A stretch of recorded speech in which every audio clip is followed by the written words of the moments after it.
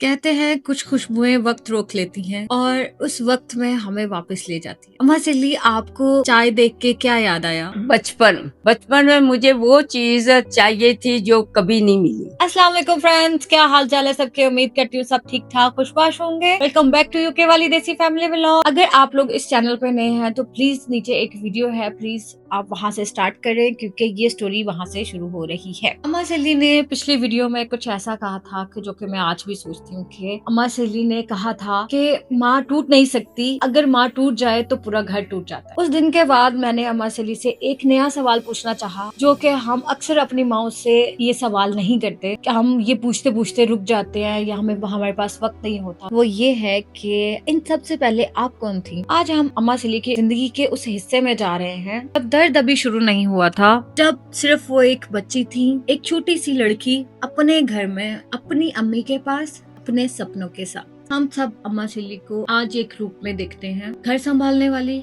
मेहनत करने वाली, सबका बोझ उठाने वाली। ये सब बनने से पहले वो भी किसी की बेटी थी, किसी के घर की रोशनी थी, किसी के लिए सबसे जरूरी चीज थी। आज वो बच्ची वापस आई हमारे पास इस चाय की खुशबू के जरिए। अम्मा सिल्ली, बचपन कैसा था? खुशी ज्यादा थी कि मुश्किलात? बेटा, बचपन अपनी जगह प्यारा होता है, मुश्किलात भी थी, लेकिन उस वक्त इंसान इतना समझता नहीं है। छोटी छोटी चीजों में इतनी खुशी मिलती थी, आज बड़ी बड़ी चीजों में भी खुशी नहीं मिलती।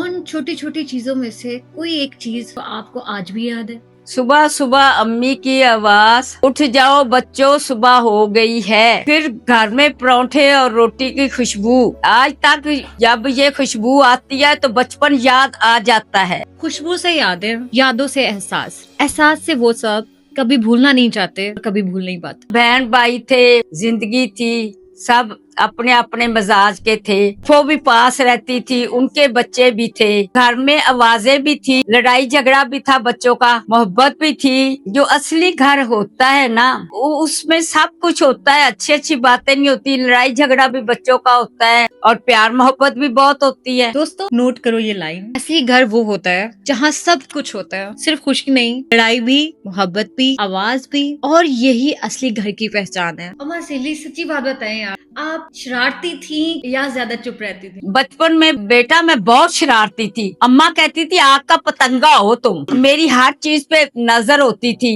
ये सुन के आप लोग सोचेंगे अम्मा सिल्ली तो बहुत सीरियस है, घर में सबसे कम बोलती है। कुछ लोग दुनिया में आते हैं ऑब्जर्व करने के लिए, सबकी खुशियां देखने के लिए, सबके दर्द देखने के लिए और अपने दर्द दिल में छुपाने के लिए। अम्मा सिल्ली शायद उन इंसान में से हैं। अम्मा सिल्ली, आपकी अम्मी कैसी थी? माँ जैसी माँ थी, लेकिन बचपन में ही वो बड़ी अफसुर्दा रहती थी। भाई बड़े थे और बहनें छोटी थी। मेरी नानी अम्मा मर गई और मेरी माँ फिर उन बहन भाइयों को पालने में वक्त गुजारती। उधर मेके वालों का भी परेशानी होती।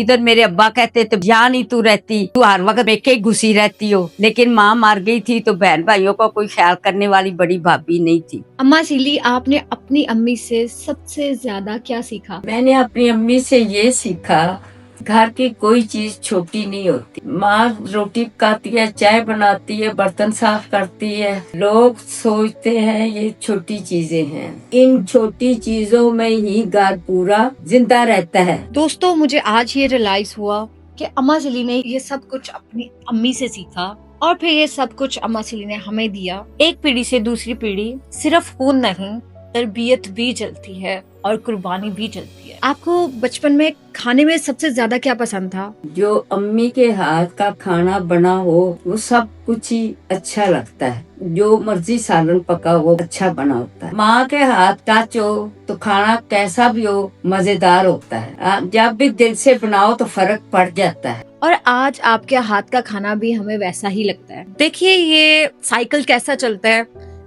अम्मी के हाथ में जो बरकत थी, अम्मा सिल्ली के हाथ में वो बरकत आई और इंशाल्लाह आगे भी ऐसी ही बरकतें चलती रहेंगी। दोस्तों, अम्मा सिल्ली ने कुकिंग की पूरी इस इंडस्ट्री को एक ही लाइन में खत्म कर दिया, आप लोग दिल से बनाओ, अच्छा बनाओ। यही लाइफ हैक है। अम्मा सिल्ली, आपसे एक बात पूछना थी, शायद ये आपने किसी को नहीं बताई। बचपन में कोई ऐसा सपना था, कोई ऐसी ख्वाहिश जो पूरी नहीं हुई?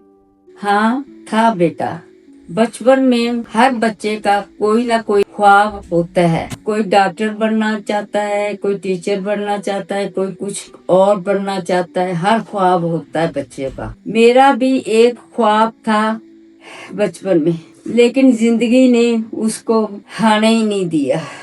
अम्मा सेली, वो सपना क्या था? कुछ चीजें इंसान सोचता तो बहुत है, दिन में रखता है, लेकिन लफ्जों में नहीं आती, क्योंकि लफ्जों के आने के बाद और भी दर्द देने लगती हैं, जो कभी मिली नहीं। मैं आज यहाँ रुक रही हूँ क्योंकि अम्मा सेली का जवाब लफ्जों में नहीं था। अम्मा सेली का जवाब उनके रुके हुए हाथों में था, उनकी झुकी हुई आंखों में था और उनकी खामोशी में था, जो इतना कुछ बोलती हैं। और मुझे एहसास हुआ हम अपनी माओ के सपनों के बारे में कभी सोचते ही नहीं। हम सोचते हैं माँ ने ये किया, वो किया, सब दिया, लेकिन ये सब नहीं सोचते कि माँ ने खुद के लिए क्या चाहा था और वो क्यों नहीं मिला। अम्मा सेली, क्या लगता है आज भी वो यादें जिंदा हैं? हाँ बेटा, इंसान बड़ा हो जाता है, हाथ में झुर्रियां आ जाती हैं, बाल सफेद हो जाते हैं, अंदर अंदर बचपन अभी भी अंदर है। जो छत पर बैठती थी और सोचती थी, अम्मी के पास जाती थी, ख्वाब देखा करती थी। इंसान बड़ा हो जाता है लेकिन बचपन कभी खत्म नहीं होता, और शायद वो जो सपना था वो अभी खत्म नहीं हुआ, सिर्फ वक्त के नीचे दब गया, जिंदगी के बोझ के नीचे। दोस्तों, मैं आपसे ये सवाल पूछना चाहती हूँ, प्लीज कमेंट में सच लिखना। क्या आपने अपनी माँ से पूछा कि अम्मी आपने खुद के लिए क्या चाहा था? क्या आप लोग ये जानते हैं कि माँ का कोई सपना है जो कि अभी पूरा नहीं हुआ? क्योंकि हम अपनी माँ को माँ समझते हैं, इंसान नहीं। और इंसान वो होते हैं जिनके सपने होते हैं, जिनके अरमान होते हैं और जिनके दिल टूटते हैं। अपनी माँ का वो एक सपना लिखें जो उन्होंने कभी आपको बताया, वो जो आपने कभी नहीं पूछा। आज हमने अम्मा सेली के बचपन का कुछ ऐसा हिस्सा सुना, उनकी अम्मी की याद, उनका सपना जो अंधेरों में खोया रह गया, और उनका वो सच, अंदर वो छोटी सी लड़की अभी भी जिंदा है। अम्मा के अंदर जो बच्ची है वो आज भी सोचती होगी, कुछ चाहती होगी, कुछ और शायद। उस बच्ची की बात मैं अगले एपिसोड में सीधी अम्मा सेली से करूंगी। अगर आपको आज की स्टोरी ने टच किया, ये वीडियो अपनी अम्मी को भेजना और सिर्फ इतना लिखना, अम्मी आपका क्या सपना था? बस सिर्फ ये। बेटा, जिंदगी ने मुझसे सबसे पहला बड़ा इम्तिहान तब लिया जब मैं बिल्कुल तैयार नहीं थी। प्लीज लाइक एंड सब्सक्राइब और प्लीज बेल आइकन ऑन रखना, क्योंकि नेक्स्ट एपिसोड बहुत जल्द आ रहा है।